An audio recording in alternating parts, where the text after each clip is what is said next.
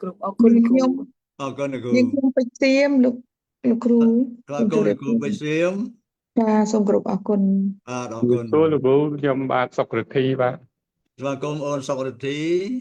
បាទសូមអរគុណ បាទជំរាបសួរលោកគ្រូខ្ញុំទុំសំណាងលោកគ្រូ ស្វាគមន៍អូនទុំសំណាង បាទសូមគោរពអរគុណលោកគ្រូបាទ អរគុណអូន ជំរាបសួរលោកគ្រូនេះ ខ្ញុំផងជិនគ្រូស្វាគមន៍លោកគ្រូម៉ាឡេត ណាគោរពអរគុណច្រើនលោកគ្រូ បាទអរគុណស្វាគមន៍អូនផុនជៀន គោរពអរគុណលោកគ្រូ បាទស្វាគមន៍អូនសុកលឿងមិញហើយ បាទលោកគ្រូ សួរគ្រូបាទខ្ញុំសេងឡានបាទគ្រូ ស្វាគមន៍អូនសេងឡាង បាទសូមអរគុណ លោកចម្រើនផនគ្រូអាត្មាសុផល អរគុណព្រះអង្គសិសុផល គ្រប់ជំរាបសួរលោកគ្រូខ្ញុំបាទច័ន្ទពៅលោកគ្រូ ស្វាគមន៍អូនច័ន្ទពៅ បាទអរគុណលោកគ្រូបាទ ជំរាបសួរលោកគ្រូខ្ញុំពោសុខា ស្វាគមន៍អូនពោសុខា បាទ បាទ ខ្ញុំបាទព្រំនេះលោកគ្រូ លោកគ្រូខ្ញុំមកនេះគ្រូ ស្វាគមន៍អូនព្រំមនី បាទសូមគោរពអរគុណលោកគ្រូ អរគុណអូន ពីសួរលោកគ្រូខ្ញុំមកនេះ ស្វាគមន៍អូនប៊ុនអ៊ីស្វាគមន៍អូន ខ្ញុំសុភាពសូមគោរពជម្រាបសួរលោកគ្រូ ស្វាគមន៍អូនសុភាព បាទគោរពអរគុណលោកគ្រូ បាទអរគុណអូន ខ្ញុំសូមជម្រាបសួរលោកគ្រូ ស្វាគមន៍អូនសគុណ បាទ បាទ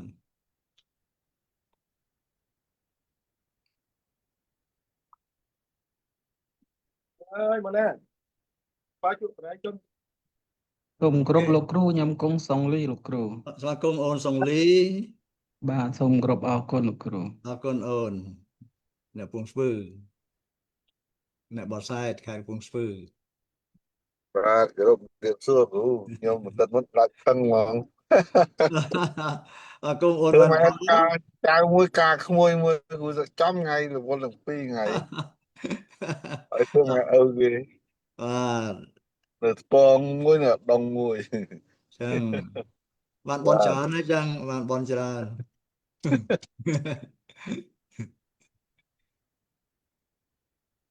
ចឹងប៉ុណ្ណឹងសិនចុះបងប្អូនណាចាំបងប្អូនណាកត់មិនតាន់ឡើយនេះចាំកត់ចុងម៉ោងណាយើងតប៉ុណ្ណឹងសិនព្រោះលោកគ្រូយឺតតិចដែរណាថ្ងៃនេះមានកម្មវិធីដល់2ហ៎ពេញមកព្រឹកហើយសៀលនេះបង្ហើយអត្ថបទ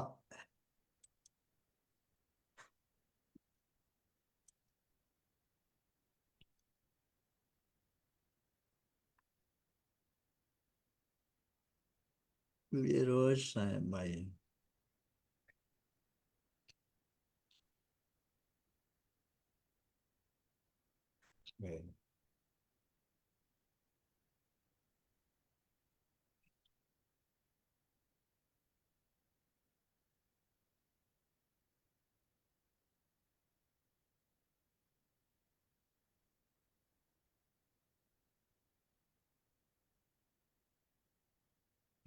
ពេញណាពេញមកណា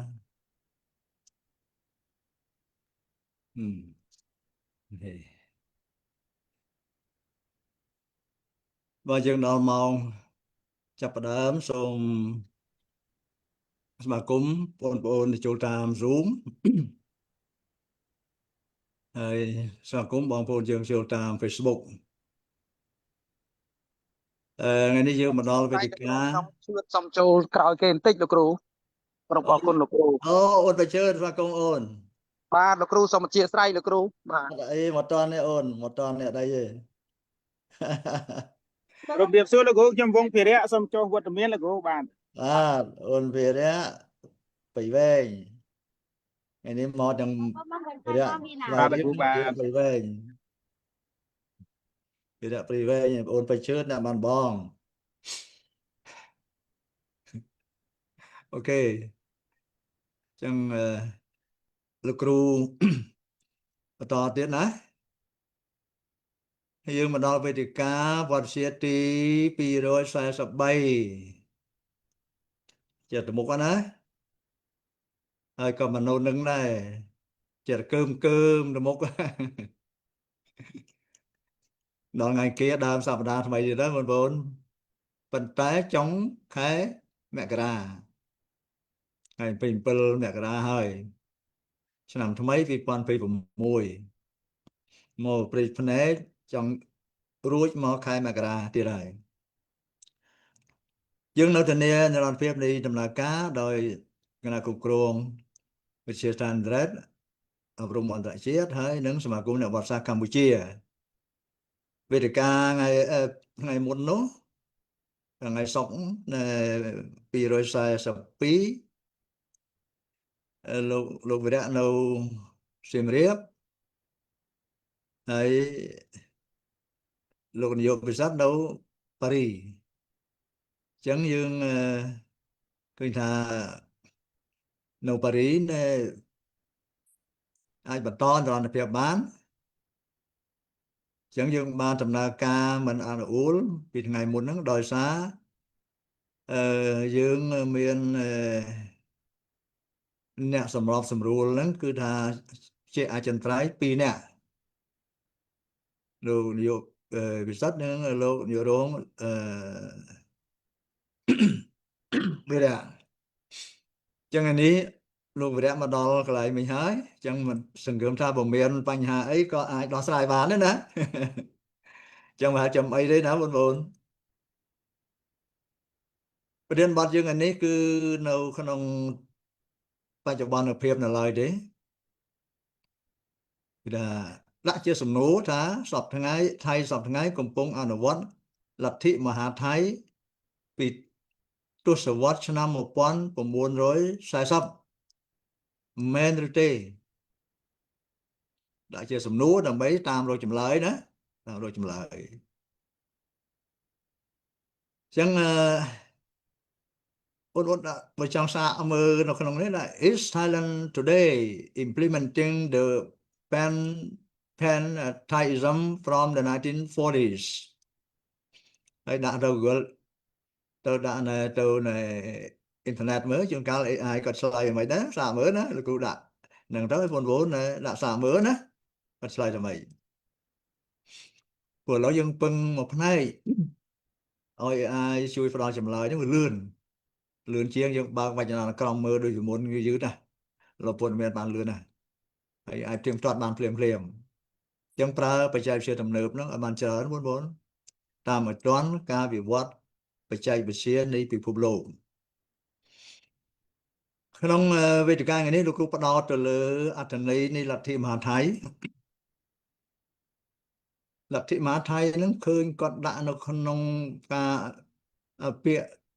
ដែលគាត់ได้ប្រើហ្នឹងណាទៅហៅថាមហាអាណាចក្រថៃមហាអាណាចក្រថៃមហាអាណាចក្រហ្នឹងគឺចក្រភពបងប្អូនណាអំពី Empire អញ្ចឹងយើងគេមកយន្តកម្មយើងប្រើចក្រភពអំពីខ្មែរចក្រភពខ្មែរអំពីសាម័រចក្រភពសៀមចក្រភពសៀមប៉ុន្តែគាត់ប្រើមហាអាណាចក្រថៃយ៉ាងលោកគ្រូមើលណែជាពាក្យណែថៃណាថាមហាអាណាចក្រថៃយើងមើលនិយមន័យហើយនឹងមើលការអនុវត្តលទ្ធិនេះលទ្ធិទ្រឹស្ដីនេះគឺថាជាគោលគំនិតមួយដ៏ធំហើយជួនកាលបានទៅជាគោលមួយសម្រាប់គេយកទៅអនុវត្តបន្ត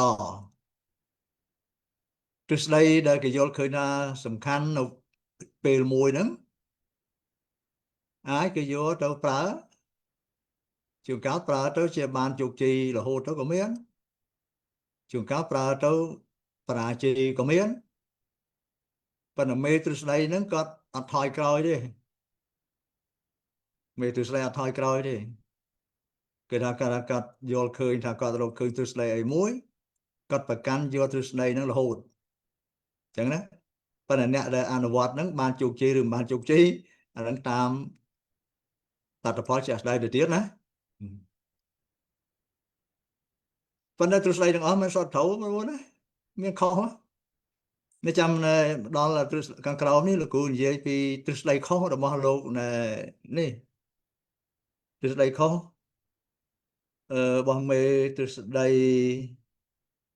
ពុទ្ធពធប្រសង់លោកខៀវសំផនពុទ្ធហើយក្រៅហ្នឹងពធប្រសង់អញ្ចឹងចាំមើលបលគ្រូភ្លេចជួយរំលឹកផងនៅពេលដែលលោកគ្រូនិយាយពីទ្រឹស្ដីទាំងអស់មិនសុទ្ធតែត្រូវទេប៉ុន្តែអ្នកដែលបញ្ចេញទ្រឹស្ដីបង្កើតទ្រឹស្ដីហ្នឹងប្រកាន់យកឋានរបស់គាត់អត់ដកថយទេណាអូខេឥឡូវនេះយើងរំលឹកតិចបងប្អូនរំលឹកចំណុចខ្លះឡើងវិញនៅក្នុងវេទិកាចាស់ណាវេទិកាចាស់មានអីខ្លះនេះជានិយមន័យផងជាអត្ថន័យផងអត្ថន័យនៃប្រវត្តិវិទ្យាណាទីមួយគឺប្រជាជាតិមួយដែលមិនស្គាល់អតីតកាលនោះគឺមិនស្គាល់បច្ចុប្បន្នកាលនិងមិនដឹងថាខ្លួនកំពុងធ្វើអ្វីចឹងនៅមានទំនាក់ទំនងរវាងកាលអតីតកាលជាមេរៀនជាបទពិសោធន៍ហើយបើសិនយើងអត់ស្គាល់មេរៀនបទពិសោធន៍អតីតកាលប្រវត្តិទូខ្លះគាត់ថាមិនស្គាល់អតីតកាលដូចមិនស្គាល់បច្ចុប្បន្នចឹងព្រោះបច្ចុប្បន្នជាផលិតផលរបស់អតីតកាលហើយបើមិនស្គាល់បច្ចុប្បន្នហើយអត់ដឹងថាខ្លួនកំពុងធ្វើអីផងណាអានឹងមានទំនាក់ទំនងអញ្ចឹងណាមួយទៀតបើអ្នកស្គាល់អតីតកាលបានកាន់តែច្រើនអ្នករៀបចំអនាគតកាលបានកាន់តែល្អចឹងស្គាល់អតីតកាលទាញយកបទពិសោធន៍បូកជាមួយបច្ចុប្បន្នហើយចេញទៅជាទស្សនវិស័យអនាគតដើម្បីឲ្យសង្គមកាន់តែរីកចម្រើនជាងមុនហើយកុំឲ្យជន់ដានកំហុសអតីតកាលហើយលោកគ្រូថែមតិចណាថាអ្នកស្គាល់បច្ចុប្បន្នកាលបានកាន់តែច្បាស់ដោយសារការសិក្សាប្រៀបធៀបរវាងទ្រឹស្ដីអតីតកាលនិងការអនុវត្តក្នុងបច្ចុប្បន្នកាលអញ្ចឹងយើងធ្វើ comparative study ethic comparative យើងស្គាល់បច្ចុប្បន្នកាលច្បាស់លាស់បើដោយសារតែការយើងយកទ្រឹស្ដីអតីតកាលហ្នឹងយកមកឆ្លោះមើលនៅក្នុងបច្ចុប្បន្នកាលឬក៏ធ្វើការប្រៀបធៀបបងប្អូនប្រៀបធៀបដូចជាស្នាដៃនិពន្ធរបស់លោកថងជ័យវិនិច្ឆ័យកុលឬវិនិច្ឆ័យកូលដែលមានចំណងជើងថា The History of the Geo Body of a Nation ប្រវត្តិនៃភូមិសាស្ត្ររូបប្រវត្តិ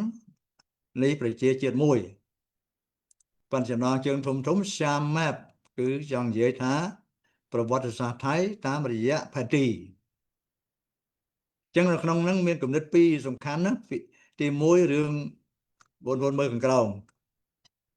ទ្រឹស្ដីរបស់លោកថងឆៃប្រទេសសៀមតាមរយៈផែនទីគឺផែនទីបាត់ទឹកដីគាត់នៅតែបង្ហោះរហូតចឹងណាផែនទីដែលគាត់បាត់ទឹកដី14កន្លែងចឹងហើយថ្ងៃនេះបង្ហាញរូបផែនទីនឹងទៀតដែលអត្ថបទជាភាសាខ្មែរតម្កល់ទុកនៅបណ្ណាសាស្ត្រដ្ឋានជាតិហើយចុះកាលបរិច្ឆេទហ្នឹងគឺបើយើងគិតគ្រិស្តសករាជគឺឆ្នាំ1940ចឹងទី1គឺគាត់អត់ចោលផែនទីទេផែនទីណាផែនទីទឹកដីដែលគាត់ធ្លាប់មានឥទ្ធិពលពីមុនមកក៏គាត់ទុកហើយឥឡូវនេះក៏ទុកចឹងបូកចូលគ្នាទៅគឺថាទឹកដីបច្ចុប្បន្នបូកជាមួយនឹងទឹកដីដែលបាត់ពីមុនណា14កន្លែងដែលគាត់ថាបាត់ណានឹងមួយទៅផែនទីរដ្ឋទាំងបច្ចុប្បន្នទាំងទឹកដីដែលថាបាត់ទស្សនវិជ្ជាមួយទៀតគឺនៅក្នុងស្នាដៃនិពន្ធរបស់លោកថងឆៃហ្នឹងគឺថាប្រវត្តិភូមិសាស្ត្ររូបវ័ន្តនៃប្រជាជាតិមួយតាមការកាន់កាប់ទឹកដីជាក់ស្ដែងហើយយកគិតមើលទៅណាតាមការប្រជាជាតិមួយហ្នឹងគឺថាផ្អែកលើអីទៅលើការកាន់កាប់ទឹកដីជាក់ស្ដែងហើយបងប្អូនយើងយកទៅឆ្លោះបញ្ចាំងមើលបន្ថែមទៀតទៅតើអតីតកាលនិងបច្ចុប្បន្នកាលនឹងខុសគ្នាទាំងណាវិភាគណាយើងសិក្សាដោយវិភាគជាប្រវត្តិវិទ្យាគឺជាវិទ្យាសាស្ត្រ Science de l'histoire គឺវិទ្យាសាស្ត្រខាងផ្នែកអតីតកាលវិទ្យាសាស្ត្រដែលនិយាយអំពីអតីតកាលគឺថា ត្រូវធ្វើការសិក្សាមិនមែនគ្រាន់តែទៅទិញចាំមាត់សូត្រឲ្យទៅរត់មាត់ឲ្យទៅលឺទេត្រូវតែឆ្លោះមើលថាតើមានអត្ថន័យយ៉ាងម៉េចហើយទៅតាមនិយមន័យនៃទស្សនវិជ្ជាវត្តជាបងប្អូនចាំគឺថាប្រវត្តិវិទ្យាជាផ្នែកមួយនៃទស្សនវិជ្ជាវត្តជាជាផ្នែកមួយនៃទស្សនវិជ្ជាដែលសិក្សាអំពីអត្ថន័យនិងគោលបំណងវត្តជាបើលោកវល់តេណាបងប្អូនចឹងយើងមើលថាតែគេសរសេរហ្នឹងគេមានអត្ថន័យយ៉ាងម៉េចហើយគេចង់បានអីចឹងណាហើយនេះថាលោករដ្ឋថងឆៃគាត់សេហ្នឹងគាត់ចង់បានអីគាត់ចង់បានពីហ្នឹងឯងផែនទឹកប្រជាជាតិថៃហ្នឹងគឺថាផ្អែកលើផែនដីទាំងបច្ចុប្បន្នទាំងផែនដីដែលបាត់គាត់នៅឋានៈរបស់គាត់ចឹងហើយនឹងភូមិសាស្ត្ររូបវ័ន្តគឺប្រជាជាតិមួយគឺថាទៅផ្អែកលើនៃការកាន់កាប់ព្រឹកដីជាក់ស្ដែងហ្នឹងគាត់ចង់បានចឹងតែអ្នកក្រោយទៀតអនុវត្តតាមការចង់បានរបស់លោកថងឆៃឬយ៉ាងម៉េចអាហ្នឹងមើលខ្លួនឯងណាមើលថែមកថ្ងៃមុននេះលោកគ្រូបានយកការវិភាគវេតម្លៃរបស់សាស្ត្រាចារ្យប្រវត្តិវិទ្យាឈ្មោះដូមីនិកហ្គីយ៉ាម៉ាំងជាសាស្ត្រាចារ្យប្រវត្តិវិទ្យាបារាំងនៅសាកលវិទ្យាល័យសុកបតប៉ារីដែលលោកគ្រូបានដកស្រង់យក8ចំណុចយកបង្ហាញឥឡូវនេះយើងរំលឹកចំណុចទី8មិញហ្នឹងលោកគ្រូរំលឹកចំណុចទី5នេះណាកាន់កាប់ទឹកដីចាស់ស្ដែងនេះគឺចំណុចទី5ហើយយើងយក2ចំណុចទៀតមកបង្ហាញរំលឹកដោយសង្ខេបចំណុចទី8គឺនៅទសវត្សរ៍1930ផែនទីសៀមដែលបង្ហាញអំពីទឹកដីដែលសៀមបាត់ទៅបារាំងនៅអង់គ្លេសនោះត្រូវចែកផ្សាយនៅតាមសាលារៀននៅមន្ទីរទាហានជួនកាលបានដាក់បង្ហាញជាសាធារណៈដែលបង្កឲ្យមានការតវ៉ាពីអ្នកតំណាងខាងអង់គ្លេសនិងបារាំងនៅរាល់ពេលនេះគឺតាមលោកសាស្ត្រាចារ្យដូមីនិក ហ្គីយ៉ាម៉ាំងគាត់បាននិយាយនៅក្នុងចំណុចដែលគាត់មិនបានរៀបរាប់1 2 3រហូតដល់8បើលោកគ្រូទាញយកមកតាមលំដាប់ដំណយហ្នឹងគឺថាទី8ហ្នឹងគឺគាត់និយាយពីរឿងដែលទឹកដីដែលបាត់ហើយដែលបានយកផែនទីទៅបង្ហាញនៅតាមសាលារៀនបានទៅបង្រៀននៅសាលារៀនទៅបង្រៀននៅប្រទេសទាហានឬជាងកាលយកផ្សព្វផ្សាយជាសាធារណៈនឹងចឹងនេះគឺជាខ្លឹមសារនៅក្នុងការវេតម្លៃរបស់លោកដូមីនិក ហ្គីយ៉ាម៉ាំងលោកគ្រូអត់មានបានបញ្ចូលទស្សនៈការយកឃើញខ្លួនឯងបន្តិចណាសោះនៅនឹងអត់ទេគាត់បកស្រាយប្រាប់ពីព្រោះឯកសារជាភាសាបារាំងណាឯកសារជាភាសាបារាំងហើយចឹងត្រូវបកថត scanner ហ្នឹងឲ្យបានជាអត្ថបទកែបានហើយបានបកទៅអង់គ្លេសមួយជាន់បកទៅខ្មែរមួយជាន់ទៀតពីរជាន់ដើម្បីបំភ្លឺអត្ថកម្បាំងអតីតកាលហ្នឹងដែលសាស្ត្រាចារ្យដែលអ្នកវិទ្យាសាស្ត្រជំនាញខាងប្រវត្តិវិទ្យាហ្នឹងបានធ្វើការវិភាគទៅលើស្នាដៃរបស់លោកថងឆៃនេះគឺផែនទីដែលបង្ហាញសៀមបាត់ដីនៅដែលតកូលលបារាំងអង់គ្លេសនោះបងប្អូនណានេះហើយនេះឡាវមានបាត់ទឹកដីនៅត្រើយខាងលិចត្រើយខាងឆ្វេងខាងឆ្វេងត្រើយខាងឆ្វេងគឺត្រើយខាងកើតបងប្អូនត្រើយខាងឆ្វេងត្រើយខាងកើតនេះទន្លេមេគង្គប្រកបឲ្យបារាំងឆ្នាំ1893សម្រាប់ប្រទេសកម្ពុជាហ្នឹងគឺថាថៃបាត់3ខេត្តដាក់នៅក្នុងផែនទីរបស់គាត់ណាខេត្តបាត់ដំបងសៀមរាបនិងស្រីសុភ័ណ្ឌដែលសៀមប្រកបទៅឲ្យបារាំងឆ្នាំ1907ម៉ាឡេស៊ីមានខេត្តខាងជើង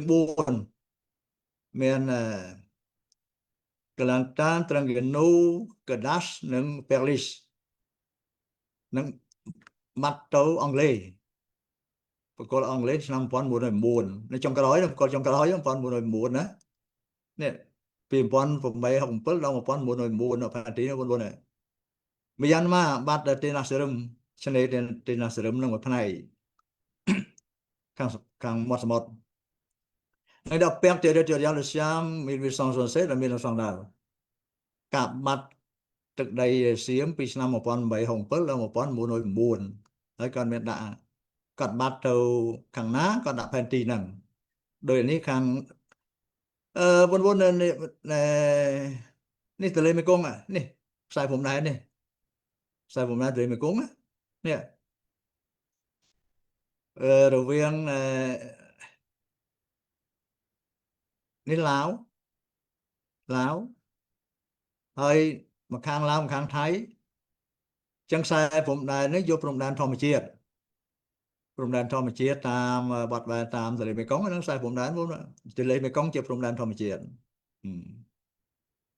ហើយនេះត្រៃកើតណាត្រៃឆ្វេងក៏បានដែរ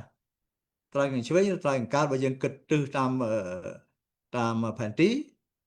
ខាងលើនេះខាងជើងខាងក្រោមខាងត្បូងខាងក្រោមខាងត្បូងខាងស្នាមដៃនេះខាងកើតខាងឆ្វេងដៃខាងលិចអញ្ចឹងណាបើយើងគិតតាមផែនទីប៉ុន្តែបើយើងគិតតាមការឈររបស់យើងឈរមើលទៅខ្សែទឹកខាងក្រោមយើងឈរបែរខ្នងទៅប្រភពនៅទិសជើងនៅទីB អញ្ចឹងយើងចូលនៅមាត់ទន្លេមេគង្គបែរខ្នងទៅទិសខាងជើងហើយយើងមើលទន្លេហ្នឹងតាមបណ្ដោយខ្សែទឹកមកក្រោមមកនៅខាងឆ្វេងដៃហ្នឹងហៅត្រៃខាងឆ្វេងនៅខាងស្ដាំដៃយើងហៅត្រៃខាងស្ដាំអញ្ចឹងពាក្យត្រៃខាងឆ្វេងឬត្រៃខាងកើតសម្រាប់ទន្លេមេគង្គពួកហូរពីជើងទៅត្បូងត្រៃខាងស្ដាំគឺត្រៃខាងលិចត្រៃខាងលិចណាអញ្ចឹងបើសិនជាគេប្រើត្រៃខាងឆ្វេងមានន័យថានៅខាងឆ្វេងដៃយើងហើយត្រៃខាងស្ដាំគឺនៅស្ដាំដៃយើងប៉ុន្តែបើមើលទិសត្រៃខាងឆ្វេងហ្នឹងគឺនៅខាងត្រៃខាងកើតទន្លេមេគង្គហើយត្រៃស្ដាំនៅត្រៃខាងលិចទន្លេមេគង្គព្រោះយើងបែរខ្នងទៅកាន់ប្រភពទីBនៅទិសជើងសម្លឹងទៅខ្សែទឹកដែលហូរទៅទិសត្បូងចឹងផ្នែកណាដែលជាដីដាក់ផ្នែកទីអង់គ្លេសនេះគឺហ្នឹងគឺដីដែលគាត់បាត់ទៅឲ្យអង់គ្លេសណាអង់គ្លេសនេះខាងលើនេះហើយក្រោមហើយដីណាដែលបាត់ទៅបារាំងគឺទង់ជាតិបារាំងនេះណាទង់ជាតិបារាំងចឹងហ្នឹងគឺមានការផ្សារភ្ជាប់ជាមួយនឹងផែនទីនេះថៃបច្ចុប្បន្ន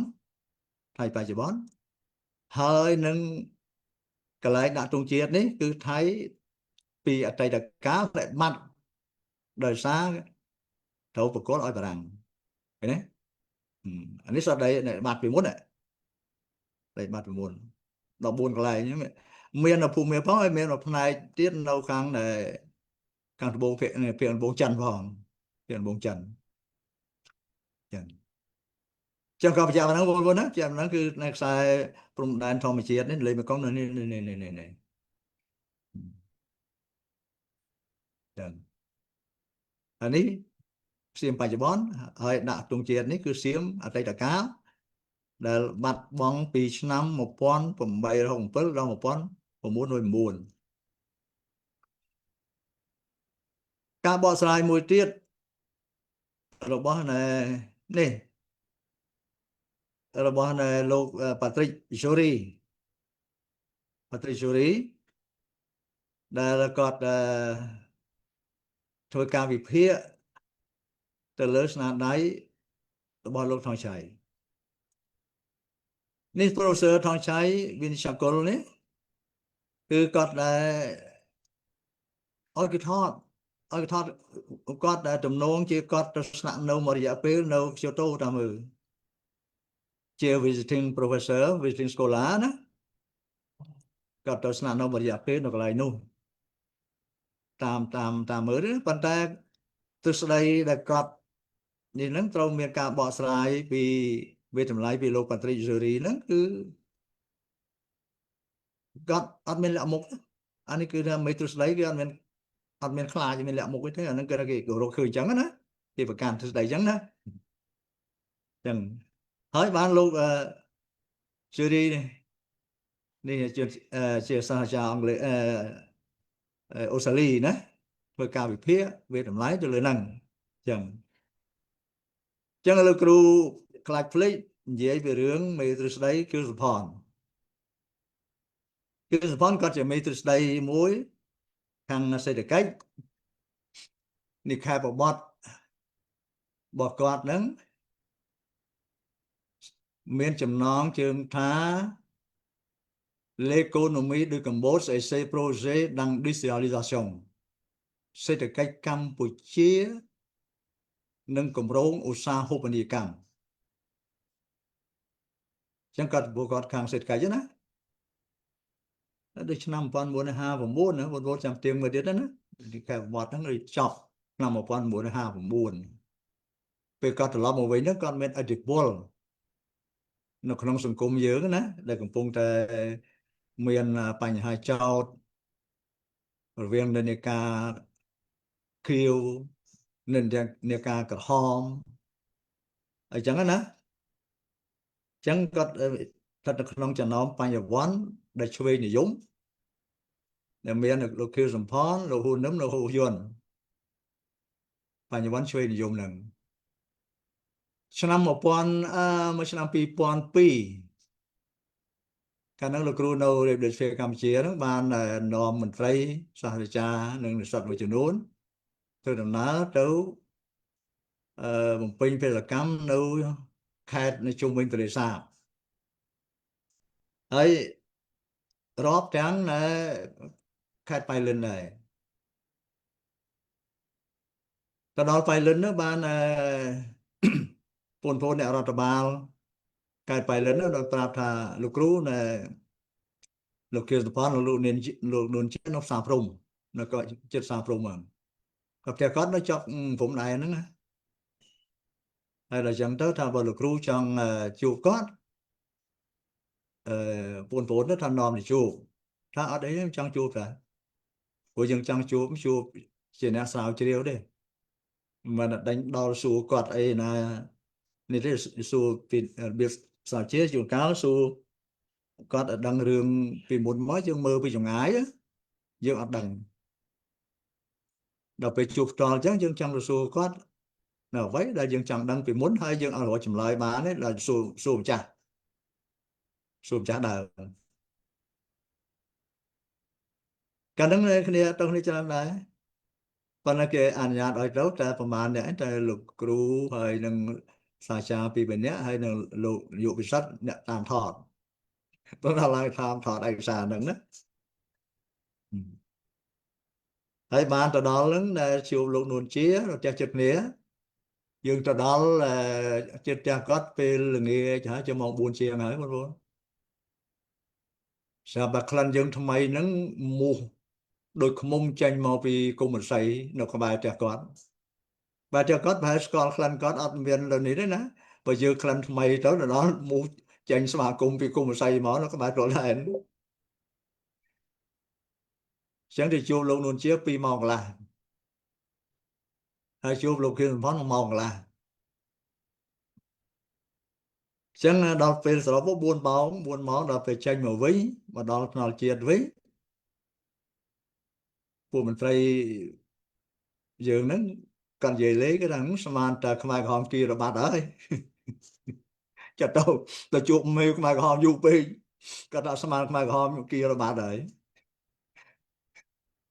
ពួកខ្មែរក្រហមគាត់ជំនាញកាន់គីរនោះប៉ុន្តែអ្វីដែលលោកគ្រូមានប្រហែលចំណុចដែរប៉ុន្តែលោកគ្រូចង់សួរថាពេលហ្នឹងដែលយើងរៀននៅអនុវិទ្យាល័យហ្នឹងណាដើមទសវត្សរ៍ 1960 ហ្នឹងសួរថាពេលហ្នឹងបញ្ញវន្ត 3 នាក់គេហៅពុទ្ធវធប្រសងហើយតើលោកជាពុទ្ធមែនទេលោកខៀវសំផនក៏សើចទទួលយកអត្តរសែតទេគេថាគាត់នេះជាមេឫស្ដីណាគាត់ពុទ្ធដែរប៉ុន្តែវធប្រសងលោកគ្រូមិនដឹងមួយណាទេខៀវសំផននៅមួយយន្តនឹងមួយណាជាពុទ្ធវធប្រសងឯណាប៉ុន្តែពុទ្ធហ្នឹងគឺមេឫស្ដីហ្នឹងគឺនៅលោកខៀវសំផនអញ្ចឹងបានតែគាត់ថាគាត់សើច គាត់សាច់ហើយលាក់ផងដល់សាច់ស្រួលណាដែលមិនថាគាត់ទទួលស្គាល់ថាគាត់ជាមេទ្រឹស្ដីលោកខៀវសំផនបងប្អូនមើលនៅក្នុងនេះដូចលោកគ្រូធ្លាប់បានផ្សព្វផ្សាយបានតើបងប្អូនខ្លះដែលបងប្អូនថ្មីមិនទាន់បាននេះទេណាក្នុងស្ដីសន្និដ្ឋានរបស់គាត់គាត់ថាការកសាងប្រទេសជាតិនឹងត្រូវការកម្លាំងមហាជនប៉ុន្តែគ្មានលក្ខណៈរដ្ឋបាលនិងនៃការិយាធិបតេយ្យទេអត់មានទេគាត់មហាជនហ្នឹងមិនបាច់មានត្រូវការលក្ខណៈរដ្ឋបាលនិងការិយាធិបតេយ្យទេគ្រាន់តែមានការចូលរួមទ្រង់ទ្រាយពីមហាជននឹងគ្រប់ហើយចឹងនៅក្នុងខ្លឹមសារនៃនិកាបតរបស់គាត់បងប្អូនឃើញប្រកែតមីប្រហែលនៅលើក៏មិនចេះអីទេមិនចេះផ្នែកការអាល័យការិយាធិបតេយ្យឬក៏រដ្ឋបាលនេះទេមិនចេះទេឯកសារគ្មានសល់ទេសងពីភូមិទៅពីសហករណ៍ទៅធ្វើបញ្ជាហើយបញ្ជូនទៅណាក់ស្រុកអញ្ចឹងណាហើយកដាដែលនេះហ្នឹងហែកមូលឆ្នាំជក់បានអស់ទៅអាក់ស៊ីវណាក៏គ្មានដែរព្រោះមានត្រូវការអត់មានត្រូវការរដ្ឋបាលនិងការិយាធិបតេយ្យផងចឹងហ៎បងប្អូនហើយអាចទៅវិភាគថែមទៀតខ្លួនឯងអញ្ចឹងទៅហេតុអីបានអត់ត្រូវការចេះដឹងចឹងអាចថាបើចង់ចេះដឹងវត្តមេប្រមាណហ្នឹងកាលហ្នឹងដូចមិនចេះឬយ៉ាងម៉េចបងប្អូនគិតមើលថាទៀតណាគិតមើលថាទៀតទៅប៉ុន្តែអ្វីដែលថាជើងក្រោមអត់មានចេះអីមិនទៅមិនរួចបើតចេះច្រើនគ្នាចេះតិចពេកទៅមិនរួចអត់រួចទេចឹងណាអានោះមួយណាមួយទៀតរឿងថាឯករាជ្យម្ចាស់ការមានប្រកបនៅក្នុងលិខិតបទហ្នឹងថាមិនត្រូវការអីទំនាក់ទំនងអីណាបតទេអីណាច្រើនទេខំពឹងលើកម្លាំងខ្លួនឯងអញ្ចឹងណានឹងទ្រឹស្ដីឯករាជ្យម្ចាស់ការហ្នឹងអញ្ចឹងសួរថាត្រូវទេសម័យខ្លួនគាត់គិតថាត្រូវប្រហែលឆ្នាំមុនប្រហែលជាក្នុង10ឆ្នាំមុនតាមមើលលោកគ្រូបានមើលវីដេអូឯកសារមួយដែលជាបទសម្ភាសន៍របស់នាងម្នាក់នៅប្រទេសបារាំងដែលជំនាញខាងថតខ្សែភាពយន្តហ្នឹងគាត់បានរង្វាន់ពិភពលោកច្រើនណាស់ហើយគាត់មកជួបលោកខៀវសំផននៅផ្សារព្រំហ្នឹងនៅផ្ទះគាត់ហ្នឹងមកសុំសម្ភាសន៍លោកខៀវសំផនអត់ព្រមឲ្យសម្ភាសន៍ទេគាត់ថាខ្លាចនាងនេះយកទៅផ្សព្វផ្សាយចឹងនាងនោះដេចាំធ្វើម៉េចតែនិយាយចោះចូលម៉េចឲ្យលោកខៀវសំផនព្រមសម្ភាសន៍ជាមួយនាងនោះណាពេលមួយនោះនាងដេគិតមើលថាធ្វើម៉េចដើម្បីឲ្យលោកខៀវសំផនព្រមនិយាយបាននាងនឹងគាត់ថាឥឡូវនៅខ្ញុំមកសួរលោកសូមឲ្យលោកបង្ហាញអំពីការយល់ដឹងរបស់លោកគំនិតរបស់លោកដែលធ្វើនៅពេលហ្នឹងណាលោកចង់បានអីហើយបើសិនលោកមិននិយាយទេប្រយ័ត្នមានអ្នកដទៃនិយាយខ្លួនឯងមិនត្រូវចិត្ត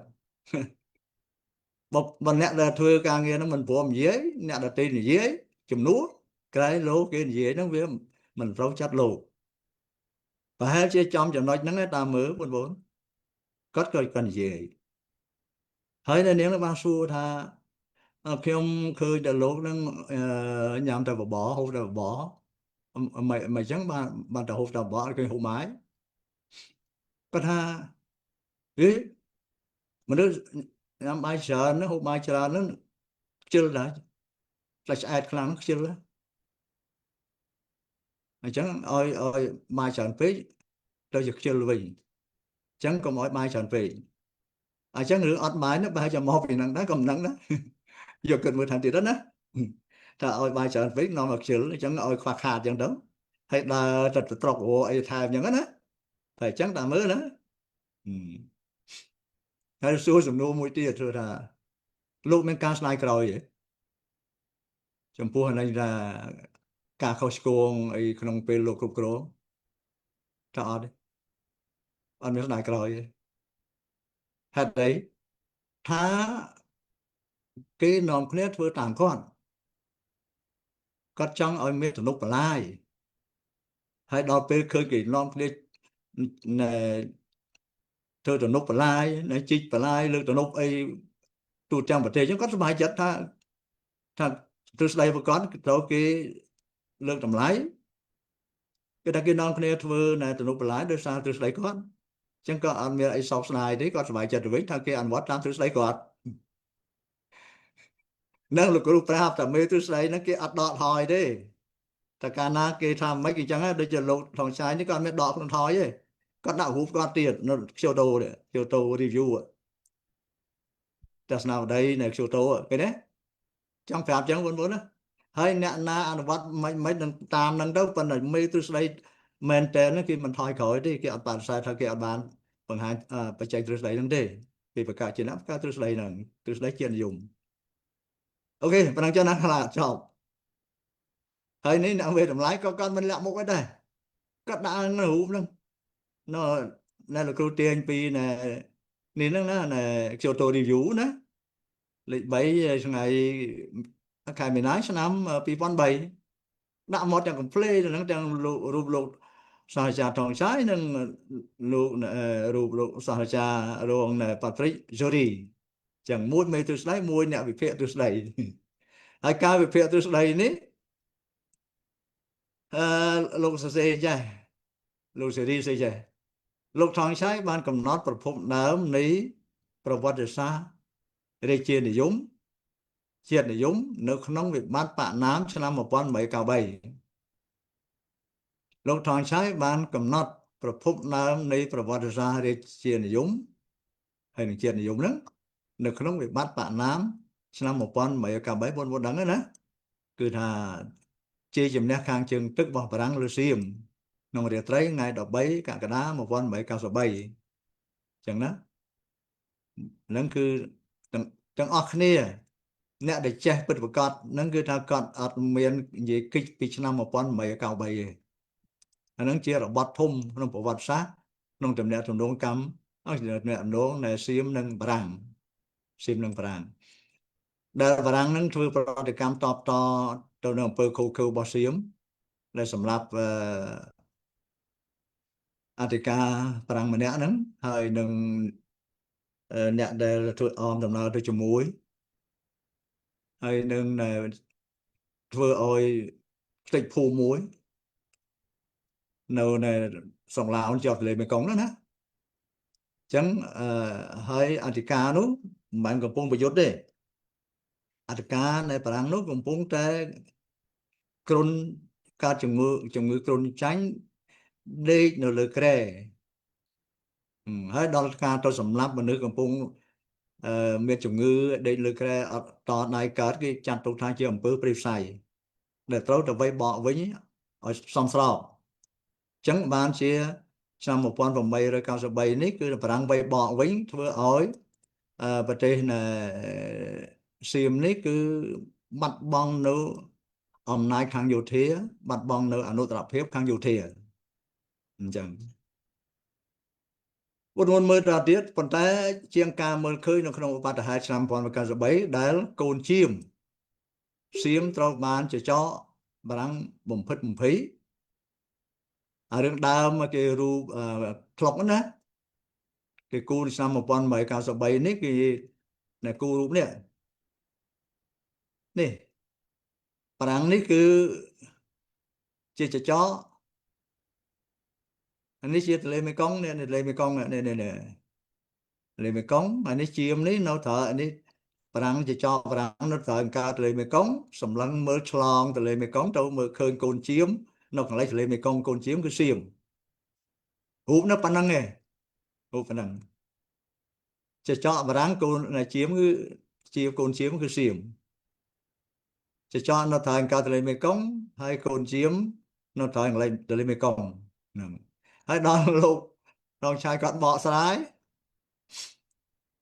ដែលលោកសាស្ត្រាចារ្យJoryហ្នឹងគាត់ថាខាងឆាយហ្នឹងគាត់បកចេះវិញលោកថងឆាយបកចេះវិញចាំមើលឡើងវិញបន្តចង់ឲ្យដាច់ណា ជាជាងការមើលឃើញនៅក្នុងបទហេតុឆ្នាំ13ដែលកូនជាមសៀមត្រូវបានចចកបារាំងបំផិតបំភ័យដែលនាំឲ្យមានការបាត់បង់មួយផ្នែកនៃប្រទេសថៃនោះលោកថងឆៃបានអះអាងដោយញុះញង់ថាដោយបង្កហេតុថាឧបតហេតុនេះគួរតែត្រូវបានបកស្រាយថាចចកធំបារាំងនិងចចកតូចសៀមអញ្ចឹងខ្លួនគាត់ទៅជាមិនកូនជាមនេះត្រូវចចកដែរមិនចកតូចចចកធំបារាំងនិងចចកតូចសៀមកំពុងប្រយុទ្ធគ្នាដណ្ដើមទឹកដីកូនជាមគឺឡាវនិងកម្ពុជាអញ្ចឹងគាត់បកស្រាយថាកូនជាមមិនមែនគាត់ទេគឺកូនជាមគឺឡាវនិងកម្ពុជាប្រហែលជាសពថ្ងៃគេនៅគិតថាឡាវកម្ពុជាជាកូនជាមអញ្ចឹងណាបាទនៅអញ្ចឹងណាបាទនៅគិតអញ្ចឹងតាមមើលបងប្អូនគិតមើលមកណាបាទនៅក្នុងផ្នត់គំនិតរបស់នៅថៃសពថ្ងៃនេះបាទនៅគិតទៅតាមការបកស្រាយរបស់លោកថងចៃណាដែលបង្វែររឿងគាត់ជាកូនជាមនៅក្រោមការគៀបសង្កត់ពីចចកបារាំងគាត់នឹងមានតួនាទីជាចចកដែរប៉ុន្តែចចកតូចបើប្រៀបធៀបនឹងបារាំងចចកធំគាត់ចចកតូចចចកធំនិងចចកតូចនេះបារាំងនិងសៀមប្រយុទ្ធគ្នាដើម្បីយកទឹកដីកូនជាមនេះគឺឡាវនិងកម្ពុជាតើសពថ្ងៃគាត់នៅគិតចឹងអត់ហ្នឹងក្នុងការអនុវត្តព្រោះទ្រឹស្ដីហ្នឹងវាចេញមកជាទូទៅពី1994ចឹងយើងឆ្លោះមើលហ្នឹងរវាងទ្រឹស្ដីនិងការអនុវត្តជាក់ស្ដែងហ្នឹងតើនៅថៃគិតថាឡាវហើយនិងកម្ពុជាជាកូនជាមរហូតដល់សប្តាហ៍ថ្ងៃមែនឬទេហើយអត់មានយកគំនិតស្រឡាញ់ស្អប់យកទៅដាក់ទេណាយើងទៅមើលការជាក់ស្ដែងជាពិសេសនៃការអនុវត្តបច្ចុប្បន្នយកទៅធ្វើការសិក្សាប្រៀបធៀបមើលតើទ្រឹស្ដីដែលចាត់ទុកថាថៃជាចចកហើយកូនជាមជាឡាវនិងកម្ពុជាហ្នឹងនៅក្នុងផ្នត់គំនិតថៃសពថ្ងៃឬយ៉ាងដូចម្ដេចមិនមែនដោយការឆ្លៃដោយការស្អប់គឺយើងវិភាគទៅតាមទ្រឹស្ដីហ្នឹងហើយយកទៅមើលការអនុវត្តជាក់ស្ដែងសពថ្ងៃ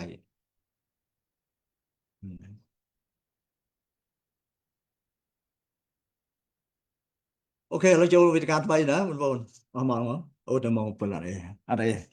មិនវែងម៉ានទេថ្ងៃនេះរវល់ចូលវេទិកាមួយទៀតអញ្ចឹងមកបង្ហាញបងប្អូនអំពីលទ្ធិមហាថៃណាដែលបានសន្យាពីថ្ងៃមុនហ្នឹងគឺថាបង្ហាញពីលទ្ធិមហាថៃឥឡូវយើងចូលមកពីចំណុចបងប្អូនមួយអត្ថន័យនៃលទ្ធិមហាថៃហើយនឹងមួយទៀតជាការអនុវត្តអញ្ចឹងយើងមើលអស់គ្នាណា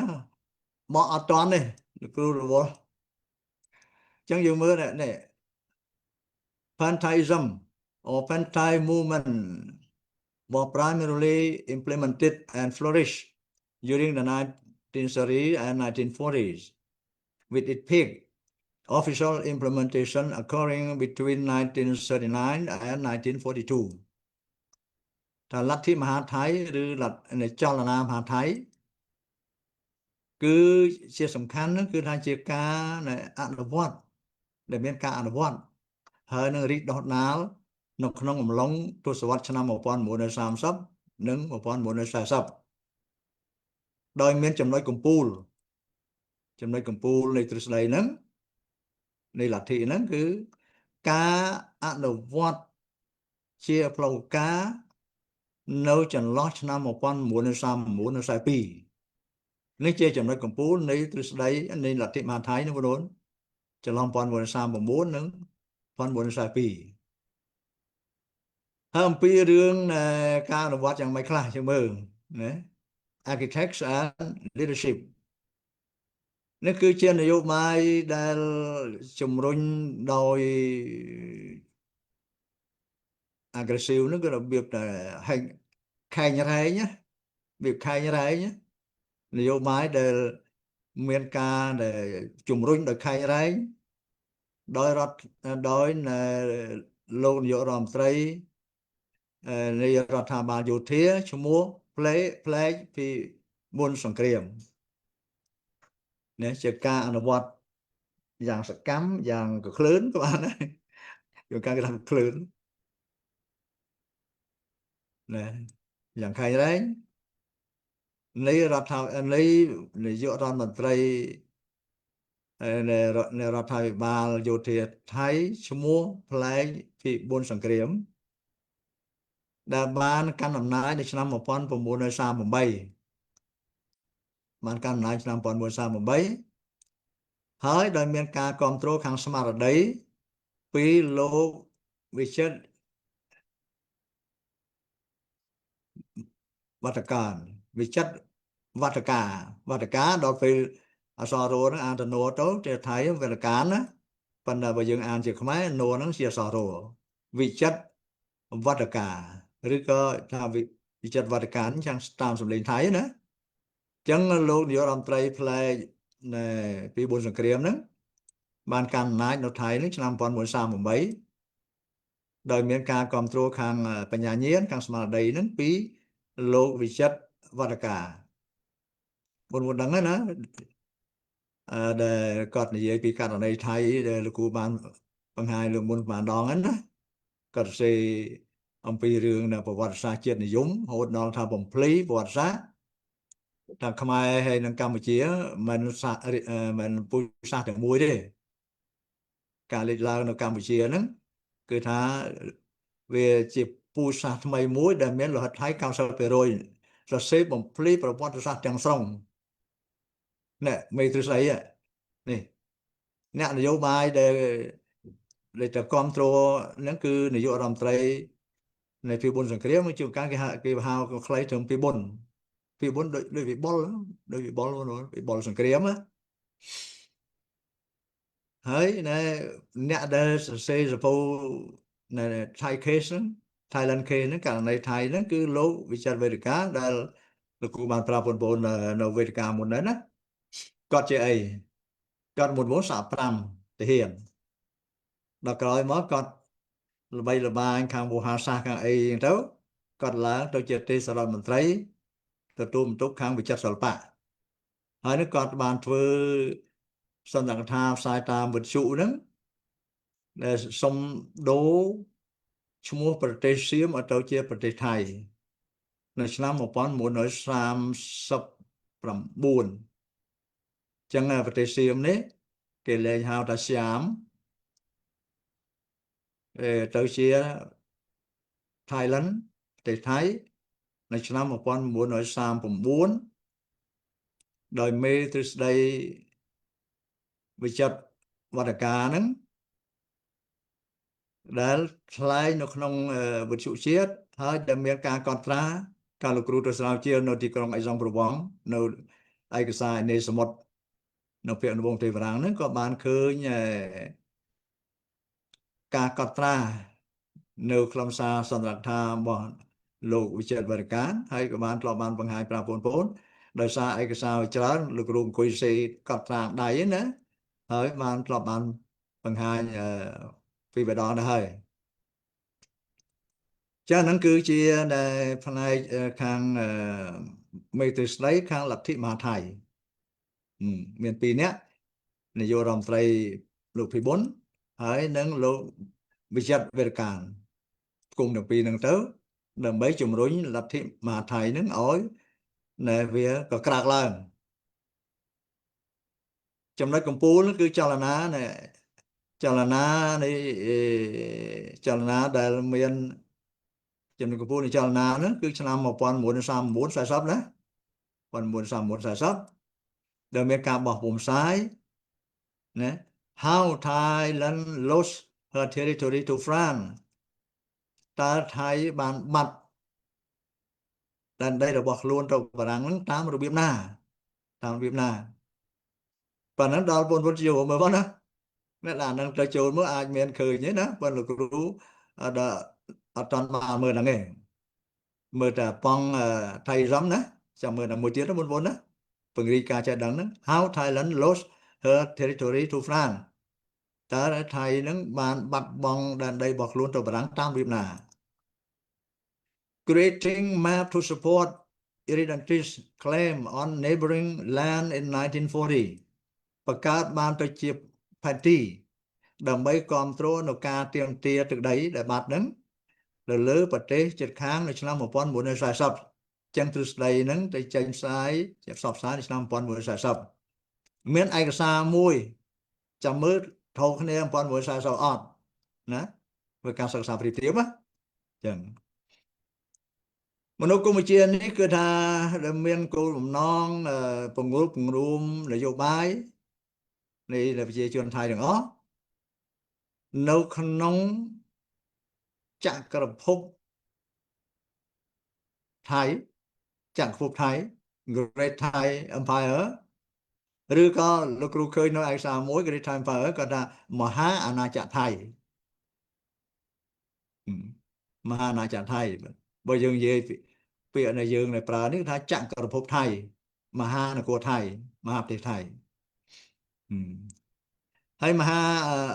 អាណាចក្រថៃនេះគឺថារាប់បញ្ចូលផ្នែកនៃប្រទេសភូមាម៉ាឡេប្រទេសកម្ពុជានិងឡាវ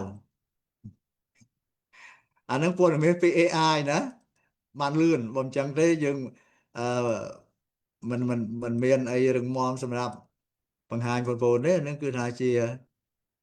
ឯកសារមួយដែលមានលក្ខណៈច្បាស់លាស់ប្រៀបធៀបជាមួយនឹងឯកសារដទៃទៀតហើយ AI ក៏ចង្អុលបង្ហាញអត្ថបទពី3ដែលជាប់ពាក់ព័ន្ធនឹង Pantheism ចានេះគឺថាជាការយកខ្លឹមសារមកបង្ហាញដោយសង្ខេបហើយបានចង្អុលទៅឲ្យមើលអត្ថបទពី3ទៀតចឹងនេះលោកណែសេនាប្រមុខពីបុនសង្គ្រាមធ្វើជារដ្ឋមន្ត្រីទី1ជារដ្ឋមន្ត្រីថៃពីឆ្នាំ1933ដល់44ណា44រូបគាត់ចឹងនឹងនៅក្នុង Wikipedia បងប្អូនដែលចង្អុលបង្ហាញដោយ AI ចឹងយើងឃើញ AI អាចតែជួយសម្រួលបង្ហាញឯកសារដែលបងប្អូនមើលទៅជួនកាលគាត់ចង្អុលបង្ហាញទៅយើងមើលថែមទៀតទៅព្រោះនឹងមិនអាចដាក់ខ្លឹមសារឯកសារទាំងអស់បានទេចឹងបើចង់មើលពឺស្ដាទៅមើលនៅ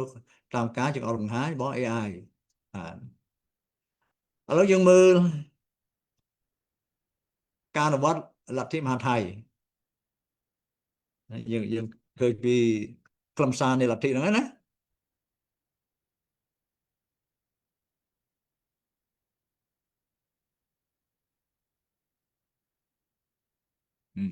ការអនុវត្តលទ្ធិមហាថៃនេះនៅលោកគ្រូថត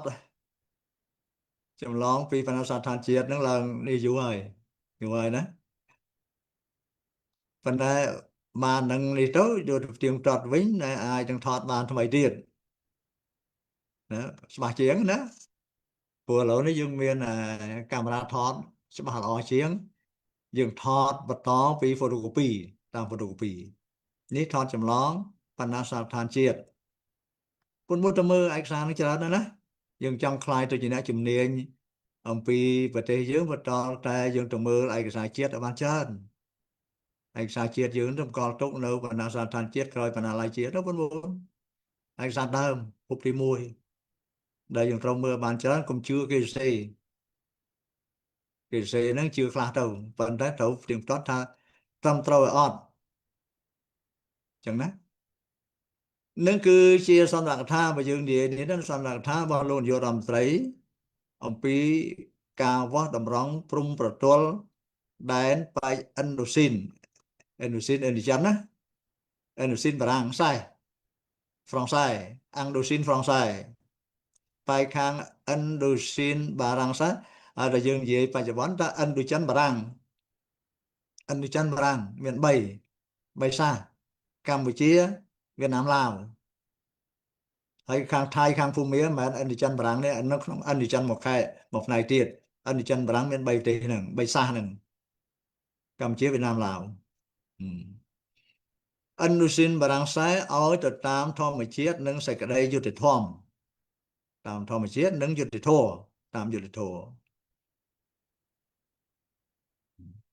នេះបានមានការជួយតែបានជួយថតចឹងមកវាច្បាស់លោកគ្រូយក photocopy ឲ្យមកថតទៀតអត់ច្បាស់ចឹងណាចឹងនេះគឺបានដោយសារមានបងប្អូនខ្លះអាចជួយការងារខ្លះក្នុងការថតយើងប្រើទូរស័ព្ទនេះវាច្បាស់ជាងយើងថតចម្លងពីច្បាប់ដើមតាម photocopy ហើយយកមកថតទៀតហ្នឹងក៏លុបឯងចឹងយើងបានឯកសារមកប្រើឃើញមានខ្លឹមសារច្បាស់លាស់យើងមើលអស់គ្នាណាមើលអស់គ្នានេះជាឯកសារដើមឥឡូវមើលទៅចាស់ដើម្បីដឹងថាចេញនៅឆ្នាំណា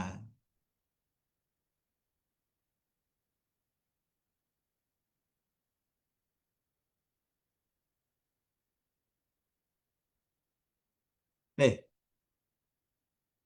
សន្និដ្ឋានរបស់លោកនាយករដ្ឋមន្ត្រី មានប្រសាសន៍ដល់ប្រជារាស្ត្រសាសន៍ថៃតាមវិទ្យុផ្សាយសម្លេងនៅថ្ងៃទី20 តុលាគម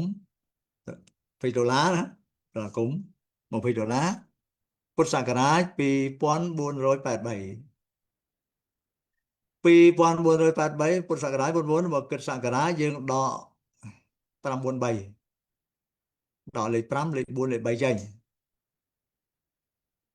543យកពុទ្ធសករាជដក543ចេញទៅនៅសល់គ្រិស្តសករាជអញ្ចឹងពីពុទ្ធសករាជ2483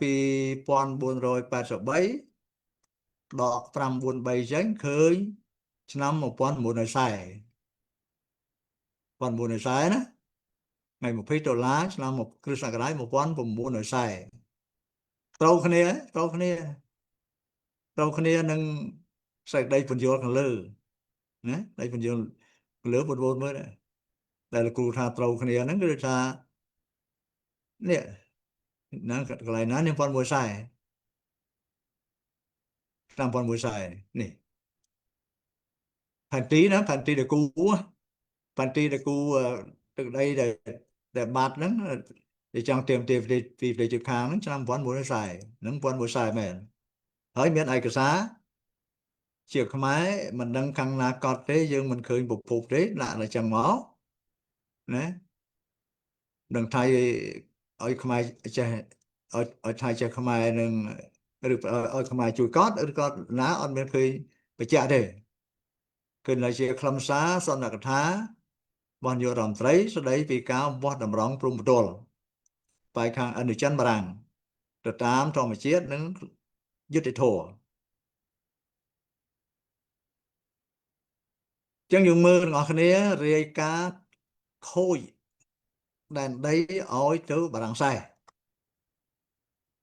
នេះជារបាយការណ៍ស្ដីពីការបាត់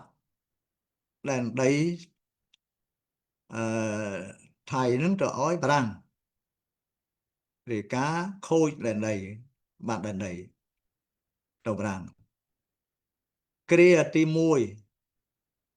1ពុទ្ធសករាជ2410បងប្អូនដក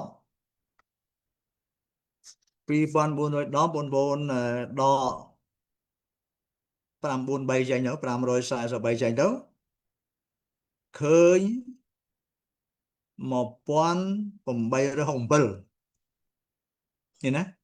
1867ហ្នឹងត្រូវនឹងអីបងប្អូននេះបាត់ប្រទេសខ្មែរនឹងកោះ6កោះនឹងបាត់ដោយបារាំងបកគលមកឲ្យខ្មែរណាយកពីសៀមមកបកគលឲ្យខ្មែរសៀមបកគលឲ្យបារាំងឲ្យបន្តអញ្ចឹងមកណាជាឆ្នាំ1867ប្រទេសខ្មែរនឹងកោះ6អូដីខាងនេះដល់មិនដីប្រមាណទីដីប្រមាណតារាងគីឡូម៉ែត្រតារាងគីឡូម៉ែត្រលោកគ្រូថាហ្នឹងគីឡូម៉ែត្រក្រឡាគីឡូម៉ែត្រការ៉េ ទំហំដីគិតជាគីឡូម៉ែត្រការ៉េអញ្ចឹងតារាងហ្នឹងគីឡូម៉ែត្រហ្នឹងអញ្ចឹងណាគិតជាគីឡូម៉ែត្រការ៉េអញ្ចឹងបាត់លើកទី1នេះគឺអស់12000ជុំ100ពីសំណប់14000 124,000គីឡូម៉ែត្រការ៉េណាថាកាឡានទៅស្រួលអត់យល់ទេក្មេងៗឥឡូវរៀនគណិតវិទ្យាទៅការ៉េណាការ៉េកាឡាហ្នឹងចឹងហ៎ចឹងបាត់មកខ្មែរតាមអីស៊ីសញ្ញាបារាំងសៀមឆ្នាំ1867អញ្ចឹងដែលសៀមបកលទទួលស្គាល់របបអាណាចក្របារាំងជាលើកដំបូងនៅប្រទេសកម្ពុជាហ្នឹងក្នុងសន្ធិសញ្ញាបារាំងសៀមថ្ងៃឆ្នាំ1867 4 ឆ្នាំបន្ទាប់ពីបារាំងមកធ្វើជាអាណាព្យាបាលលើប្រទេសកម្ពុជានឹង1867ណាបាត់អស់ប៉ុណ្ណឹងអញ្ចឹងបាត់ប្រទេសខ្មែរទាំងមូលប្រទេសខ្មែរហើយនឹងកោះពីហ្នឹងគាត់អួតអាងណាតាមពិតពេលហ្នឹងគាត់មានអធិពលទេមិនមកកាន់កាប់ទឹកដីទេគាត់ណាមួយស្លាច់ធំយើងស្លាច់ចំណុះអីចឹងណាស្លាច់ខ្មែរចំណុះអីចឹងទៅគាត់ណានាំសួយសារកជាសញ្ញានៃភាពចំណុះហ្នឹងយកថ្វាយទៅមានមកកាន់កាប់ដីផ្ទាល់ទេណាហ្នឹងគាត់ថាបាត់ដែរវាមិនត្រឹមត្រូវតាមជាក់ស្ដែងទី2គ្រាទី2 2431នេះចូលនឹង1888បងប្អូន1888គឺសៀបសងចុះថៃនេះដីនេះខាងត្បូងដងប្រទេសចិនណាចិនមកយកអាត្បូងនេះគេថាសៀបសងនេះនៅក្នុងផ្ទះត្បូងប្រទេសចិនហ្នឹងអស់មើល47000គីឡូម៉ែត្រការ៉េនឹងផ្ទះត្បូងនៅប្រទេសចិនគ្រាទី3 2436នេះត្រើយឆ្វេងទន្លេមេគង្គអស់143,000 គីឡូម៉ែត្រការ៉េគឺស្ទឹងត្រែងកើតណាស្ទឹងត្រែងកើតបងប្អូនត្រើយឆ្វេងត្រើយកើតណាត្រើយឆ្វេងត្រើយកើតទន្លេមេគង្គនេះឆ្នាំណាហ្នឹងយើងដកមកឃើញ1893សន្ធិសញ្ញាបារាំងសៀម$3 1893ដែលសៀមត្រូវបកលមកកម្ពុជានៅខេត្តស្ទឹងត្រែងត្រើយកើតចឹងទំហំ143,000គីឡូម៉ែត្រកាឡាហើយបានមកលើកគ្រាទី4 2446នេះត្រូវនឹងឆ្នាំ1903បងប្អូនដកត្រាំ43ចេញណា1903នេះត្រើយស្នាមទន្លេមេគង្គនឹងប្រទល់មុខគ្នានឹងលួងប្របាងហើយទល់មុខគ្នានឹងប៉ាសេទល់មុខប៉ាសេចឹង1903នេះគាត់ថាបាត់ត្រើយខាងស្ដាំទន្លេមេគង្គត្រើយខាងស្ដាំទន្លេមេគង្គទល់មុខគ្នានឹងលួងប្របាងហើយនឹងទល់មុខនឹងគ្នានឹងប៉ាសេនៅត្រែងស្ដាំត្រែងលេចម្ដងណាត្រែងស្ដាំម្ដងអាហ្នឹងឡាវណាបាត់ទៅឡាវ62,500 គីឡូម៉ែត្រការ៉េចឹងណាលើកទី5 2449ត្រូវនឹង1906គិតជាពុទ្ធសករាជរៀងគ្នាមួយឆ្នាំមុនបងអានេះយើងសិទ្ធិបាត់ដំបងសៀមរាបនឹងសេរីសុភ័ណ្ឌនេះព្រះដំបងគឺបាត់ដំបងព្រះដំបងសៀមរាបនិងសេរីសុភ័ណ្ឌនឹង1906តាមពិត1907ណាព្រះសករាជ ប៉ុន្តែគាត់គិតនៅពុទ្ធសករាជហ្នឹងគឺថាលៀងគ្នាមួយឆ្នាំ1907ហើយយើងតាមសិស្សញ្ញា1907នេះក៏ដាក់មកម៉ាត់1906ចឹងដីនោះ51000គីឡូម៉ែត្រការ៉េនឹងរួមដែនដីដែលខូចដីដែលបាត់បង់ទៅហ្នឹងគឺ46000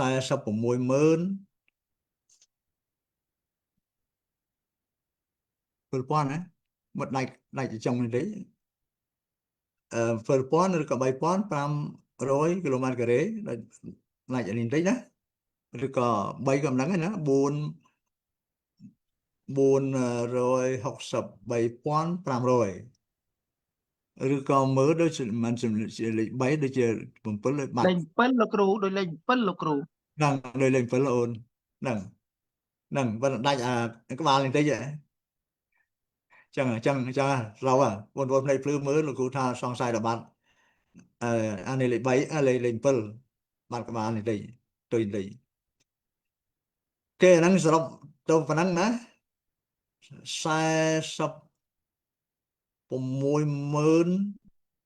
ចឹង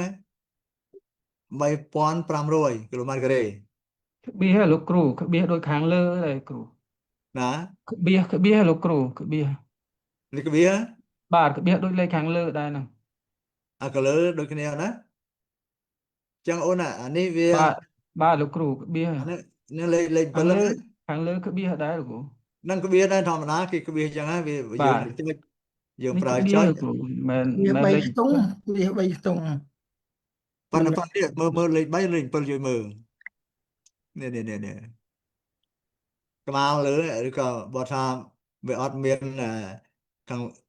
វាបាត់ទេមានន័យថាលេខ3ហើយបើសិនជាបាត់មានលេខ7ទំនួលជាលេខ7ដល់អីទេណាលេខ2នេះគាត់ថា លោកគ្រូ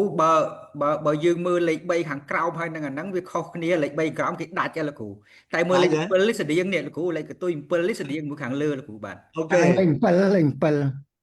អញ្ចឹងសរុបសេចក្តីលេខ7លេខខាងលើបាទគ្រូ អូខេនេះបងនេះ ដោយសារកតុយលេខលោកគ្រូពងចអល់ហ្នឹងលេខ7កតុយនេះដែរលោកគ្រូនេះដូចគ្នាលោកគ្រូបាទ យ៉ាងណា បាទគ្រូបាទ បាទអូនអានេះលេខ7 បាទគ្រូបាទកន្លែងហ្នឹងគ្រូបាទដូចគ្នា លេខ3នេះ បាទគ្រូបាទអញ្ចឹងវាលេខ7លេខបាទគ្រូបាទ បាទអញ្ចឹង467,500គីឡូម៉ែត្រការ៉េអញ្ចឹងត្រូវបងប្អូនយើងផ្ទៀងលេខ7ដូចគ្នានេះហើយលេខ3មាននេះមកក្រោមមកដល់ក្រោមទាញមកដល់ក្រោមត្រឹមត្រូវការសិក្សាពីភាពនេះយើងឃើញផ្ទៀងផ្ទាត់ទៅឃើញអញ្ចឹងណាលេខ7អញ្ចឹងហើយណាអត់តបានទៀតណាមើលតទៀតដែនដីរបស់ប្រទេសថៃនេះរបស់ដូចចឹងណាដែនដីរបស់ប្រទេសថៃនឹងមានយោផងថតស្អីយោតាមទៀតដែលសល់នៅក្នុងវេលានេះសល់ក្នុងវេលានេះ513,000គឺ 513,447 ណាដែលសល់សប្ថ្ងៃនេះណាដែលវេលានេះគឺ 513,447 ចំនួនប្រជាជននោះញែកមិនបានអត់មានស្រែទេបងប្អូនមានស្រែឆ្នាំអត់មានឃើញស្រែទេគឺស្រែចំនួនប្រជាជននោះញែកមិនបានអូស្រែមានដែរនេះដែរប៉ុន្តែបើញែកមិនបានតែចំនួនរួមគង់រកបានដូចនេះប្រទេសខ្មែរទាំងអស់ជាជនមាន2លាន9សែនទីខ្មែរទាំងអស់ជាជនមាន2លាន9សែនឆ្នាំ1940ណា1940មាន2លាន9សែនជិត3លានប្រទេសដែលរួមហៅថាលាវបារាំងសេសមាន9មើល94000អញ្ចឹងហ៎ចឹង94000អីមែនទេចូលមើល94,000គឺថាអត់ដល់1លានទេឡាវដល់1លានទេ là chỉ chuyện tí á dương là chuyện bay liên láo ra cao sập buồn mơ này cao sập buồn mơ ở đom liền này lào rùm thum rùm chấm nuôn phải chỉ chuyện bay liên và bay sán buồn mơn bay liên bay sán buồn mơn anh đang cứ thà cái chỉ chuyện á cái chỉ chuyện là khang lưới trong hôm đấy anh có chấm nuôn chỉ chuyện chẳng ấy ok chẳng còn thà mặt ấy là xong cũng nó cứ còn đôi chia nó không phản tin đi trong buồn mở phản tin phản tin nàyนี่ฟันตีวิสลามปอนบัวไซด์เจ้าสักหมายนะเอาคนนั้นไปกี่บ้านเลยเสียจากหมายอย่างนั้นเป็นนังบุพนาได้เปิดตัวโนฟนาสถานเจียดเยอะนะบนนะคือเงินไอ้ซาเฉยนะแต่สำคัญแมวปอดซาปุยยังหมายสมานบ้านเนี่ยต้องเป็นไอ้ซาจังนี่12ปนาทางใดเนี่ยบางตะบงเนี่ยเด็กจันนะวงเด็กจันไทยจันนั่นก็จับได้ไทยได้จันthành bồ mày xếp son trong ấy thế mà này xếp son chợ Thái anh ấy cứ anh ấy đây là lại vì Thái chạy đó nữa anh ấy chân phiền bồn xếp son chợ Thái na tiền này luôn vào bàn đen luôn vào bàn trường đen luôn bànนี่ใช้ปัจจุบันนะfrom แดนสายผมแดนทุ่มนะสายผมแดนทุ่มใช้เมนใช้โยฟังบอลมันโยฟังเลยผมมวยทุ่มจังลุงประมาณเวียงจันทร์เนี่ยราชธานีเวียงจันทร์ในบ้านจงมกรอหมอเมียนป่าเซ่จะป่าษานี้นี่จูมาใส่สปอนเยอะใส่สปอนบันมองนี่อันนี้ซิมเรียบนี่ซิมเรียบปันอัดเคยนี่ไปจูเป็นนั่นก็หาทาไปจูในการลงที่ปีนะไปจูได้ยังการนั้นเราจะมวยนั่งจะภาษาเนี่ยเราจะมวยภาษาการท่องเที่ยวลงที่ปีนะเราจอบบ้านได้จะภาษาลาวอยู่วิ่งđó đây khang khmaiนั่งกระดองนี้มาอยู่วิ่งมานำปอนบนทรายผมมวยá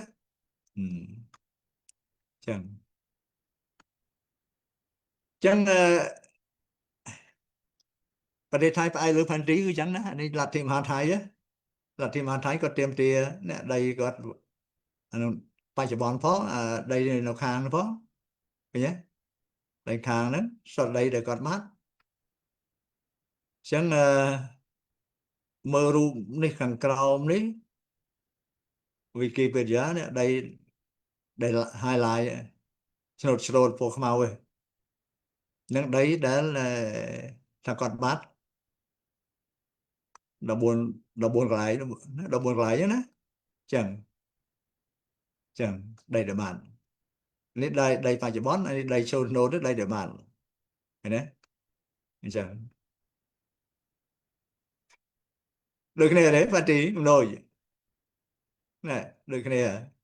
và nếu trong đã offer đó mới khơi đôi chia trongฉลองđấy bà ní sẽ mà cần sẽ mà chiến đời sao màu xó hay cái lại làm lại những cái đang chòm đấy đó chẳng đây nè để là đây bạt này bạt một khang vàng anh ấy bạt một khang ông lề chẳng ok nhưng mà tình mơ nữa mơ bà đấy sao tao không nghe được ngày nữaส่วนนักท่าหรือว่าโลกเดียวรำไตรเมียนภาษาดอลประเจชนสาไทยตามบทจุสายสำเร็จไงตีmộtปีตุลาอันนี้คือสักการะ1,900ในสายซับปนสายซับบางคนจะตีสลายจังหลายใช่ไหมหลาย ខ្ញុំមានសេចក្តីអំណរជាទីបំផុតខ្ញុំមានសេចក្តីអំណរជាទីបំផុតដែលបានមកនិយាយប្រាស្រ័យនឹងបងប្អូនទាំងឡាយក្នុងវេលាដែលជាតិរបស់យើងរបស់នេះណារបស់យើងសរហើយរបាតហើយរបស់យើងសរបស់ជាតិរបស់យើងកំពុងមានសេចក្តីប្រាថ្នាយ៉ាងខ្លាំងដែលនឹងបានឃើញសេចក្តីសម្រេចក្នុងការវាស់តម្រង់ព្រំប្រទល់ដែនខាងប៉ែកឥណ្ឌូស៊ីនបារាំងសេសដើម្បីឲ្យបានទៅតាមធម្មជាតិហើយតាមសេចក្តីយុត្តិធម៌សឹងបណ្ដាប្រទេសផ្សេងក្នុងលោកីពិភពលោកនេះគួរនឹងបានទទួលក្នុងបច្ចុប្បន្នមុនដែលនឹងនិយាយដល់រឿងឯទៀតខ្ញុំសូមផ្ទួនសេចក្តីតាំងចិត្តស្មោះត្រង់របស់រាជការបច្ចុប្បន្នដែលមាននគរបារាំងសេសអនុសន្ធិក្នុងការដែលយើងសុំវាស់តម្រង់ព្រំប្រទល់ដែននោះរាជការរបស់យើងនេះរបស់យើងបានស្នើដល់រាជការបារាំងសេសមួយដងហើយក្នុងពុទ្ធសករាជ2479ចាំគិតមើលទៀតបងប្អូនក្នុងវេលាដែលកំពុងចរចាធ្វើសន្ធិសញ្ញាស្ពានមេត្រីពាណិជ្ជនឹងការដើរកប៉ាល់នេះវាចរណារវាងប្រទេសថៃនិងប្រទេសបារាំងសេសតែខាងរាជការបារាំងសេសស្នើឲ្យរងចាំដល់វេលាជេរចាអញ្ចឹងចរចាណាធ្វើសញ្ញាជាមួយនឹងឥណ្ឌូស៊ីនឥណ្ឌូចិនហេតុដូច្នេះរាជការយើងបានរងចាំតាមដោយឆ្វេងឃើញសម្ព័ន្ធមេត្រីសឹងប្រទេសទាំងពីរបានមាននឹងសាសរៀងមកលុះមកដល់សម័យមុនដែលនឹងកើតសង្គ្រាមក្នុងយុរ៉ុបកើតសង្គ្រាមលោកលើកទី1ពីលោកលើកទី1ឆ្នាំ1914ដល់18បងប្អូនកើតសង្គ្រាមក្នុងយុរ៉ុបគ្រានោះរាជការបារាំងសេសបានមកសុំធ្វើសញ្ញាមិនរុករានទៅវិញទៅមកនឹងយើងខ្ញុំតែនៅក្នុងឱកាសនេះយើងខ្ញុំថាចុចអស់ប៉ុណ្ណឹងបងប្អូនពុំមកទេផងនេះបានรู้ច្បាស់ហើយថាមានបងប្អូនជួយថតឲ្យកុំអីហ្នឹងគឺថាយើងមើលលុបឯណាអាហ្នឹងប្រសិទ្ធភាពនៃបច្ចេកវិទ្យាទំនើបទូរស័ព្ទដៃហ្នឹងថតពីច្បាប់ដើមមកច្បាស់ណាស់កុំអីពីមុនមកលោកគ្រូមើលលងច្រើនណាស់ពេលលុបថត photocopy អញ្ចឹងប៉ុណ្ណឹងបងប្អូនហ្នឹងគឺជាលទ្ធិមហាថៃដែលចាប់ផ្ដើមពីទសវត្សរ៍1930 ដែលមានលោកពិបុលសង្គ្រាមជានាយករដ្ឋមន្ត្រីហើយដែលមេទ្រឹស្ដីអ្នកសរសេរហ្នឹងគឺលោកវិចិត្រវត្តកាហើយជាដែលថាលទ្ធិនេះគឺបន្តពីលទ្ធិទ្រឹស្ដីរបស់លោកថងឆៃអំពីរឿងការទាមទារទឹកដីដែលបាត់ពីមុនមកហ្នឹងហើយមានការផ្សព្វផ្សាយយ៉ាងទូលំទូលាយនៅចាប់ពី1939ទៅ44ហ្នឹងហើយដែលយើងបន្ទាប់មកយើងឆ្នាំ41នេះយើងមិនបាត់4ខែទៅវិញដើមជាលោកលើកទី2ណាបាត់4ខេត្តគឺខេត្តស្ទឹងត្រែងថ្លៃខាងលិចខេត្តកំពង់ធំខេត្តសៀមរាបខេត្តបាត់ដំបងពួកស្រីសុភ័ណ្ឌចូលមកក្នុងបាត់ដំបងហើយចឹងប៉ុណ្ណឹងបងប្អូនណាយើងអស់ម៉ោងប៉ុណ្ណឹងហើយហួសតិចតួចយើងគាត់បង្ហាញអំពីរឿង លទ្ធិមហាថៃហ្នឹងគឺមានការផ្សព្វផ្សាយនៅក្នុងអ៊ីនធឺណិតហើយបើសិនយើងចង់សួរ AI ហ្នឹងបងប្អូនចេះសួរទៅគាត់នឹងឆ្លើយហើយគាត់ឆ្លើយហើយនឹងចង្អុលប្រាប់ឯកសារពាក់ព័ន្ធពង្រីកបន្ថែមស្វ័យសិក្សាថែមទៀតណាហើយបើសិនជាយើងចង់លាក់ក៏លាក់ចិត្តដែរ AI ទៅលាក់ចិត្ត AI ប្រាប់ហើយអញ្ចឹងយល់ល្អយើងកុំលាក់មិនលាក់ទេយើងបង្ហាញរូបដូចជាមេទ្រឹស្ដីនេះណាមេទ្រឹស្ដីនៅខាងនេះណាលោកថងឆាយក៏គាត់អត់មានលាក់ដែរហើយលោកគ្រូថាលោកគឺសុផាន់ក៏អត់មានលាក់ដែរគេសួរថាគាត់ស្ដាយក្រោយទេស្លាប់នោះអញ្ចឹងគាត់ថាអត់មានស្ដាយផងព្រោះសบายចិត្តនឹងគេអនុវត្តតាមគាត់គេនាំផ្លេចជីបន្លាយលើកទំនប់អញ្ចឹងណាហើយអោយញ៉ាំច្រើនពេកវាខ្ជិលទេអញ្ចឹងញ៉ាំបបរដូចគាត់ទៅបានវាមិនខ្ជិលច្អូអញ្ចឹងមេទ្រឹស្ដីគេអត់មានថយក្រោយទេអ្នកណាអនុវត្តមិនមិនគីវេទេបើថានេះថងមកហើយមកថាមានប័ណ្ណកសែតអីណាហ្នឹងបើទៅយើងនិយាយគ្នាថងទៅយើងនិយាយរបៀបជាអាកាដេមិកទេអត់មានរឿងអីស្រឡាញ់ស្អប់ទេអ្វីដែលលោកគ្រូបង្ហាញនេះឲ្យនាំគ្នានិយាយត្រឹមត្រូវតែនិយាយកុហកវាខូចទម្លាប់កុហកណា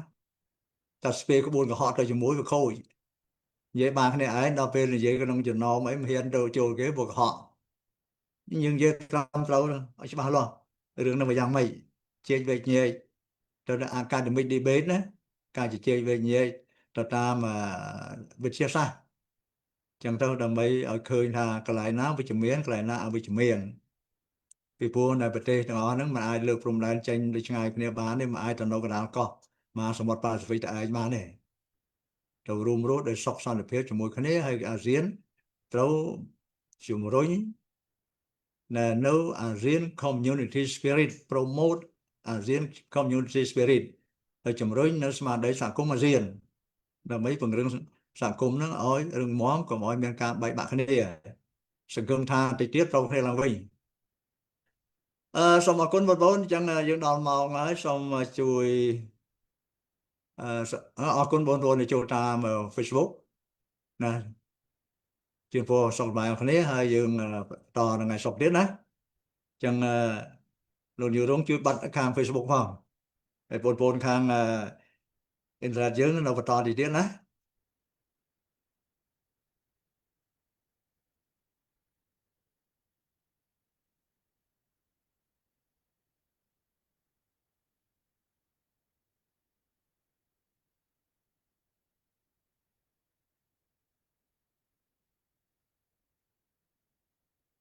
លោកវិរៈជួយបាត់ផង